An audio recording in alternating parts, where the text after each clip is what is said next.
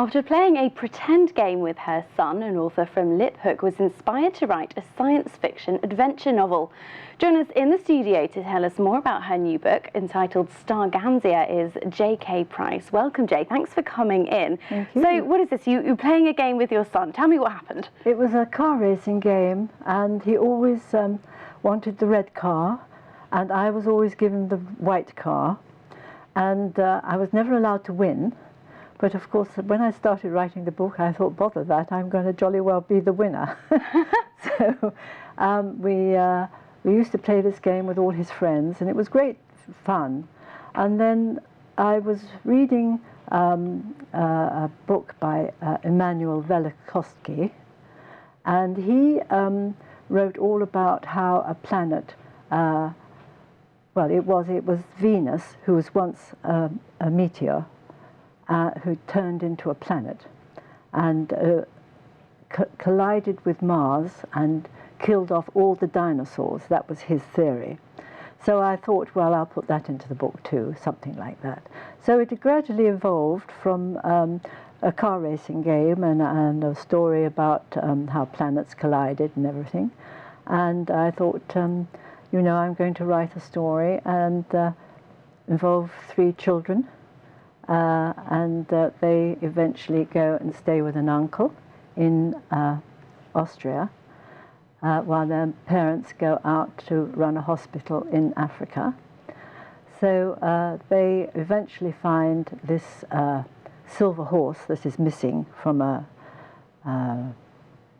lovely little long poem I put in the book. And eventually they take off in the second book. There's 2 books in there, in Starganzia, the first and the second. And they arrive at this constellation of Starganzia, and they land on a planet called Paduliensis. And that was also collided with a planet called Marzipan. And the marzipans were the aliens that were the baddies, and the Planopaduliensis, the planopods, they were not exactly good, but they were the ones that were being attacked by the marzipans. So the children had to somehow rescue their uncle, who had been abducted by the aliens. And all in all, it's sort of a real romp right across a planet or 2. But yeah, I mean, gosh, you sounds like you've got a wild imagination. I've no idea how you come up with all of these ideas. Well, it wasn't too, but it was quite easy actually. Once you get going, you really let your imagination sort of take over. And it's quite fun writing. And do you actually find that the kind of genre of science fiction allows you to do that better, or? Well, it certainly, when you do fantasy, you can really sort of let rip and sort of, you know, put what you like in it almost, and make things up, you know, as you go along, you know, that really are quite impossible.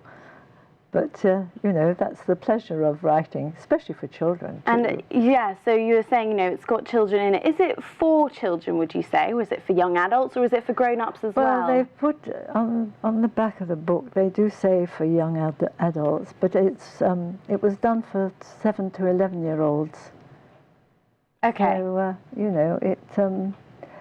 But, so maybe grown-ups that are young at heart as well. I've had a lovely review from a man who's, I think, 85 or 86, who's read it already, because it was only released last week. Yeah. And he's already put a review on Troubadour to say he thought it was a super book. Oh, well, that's lovely. So, obviously, adults can read it.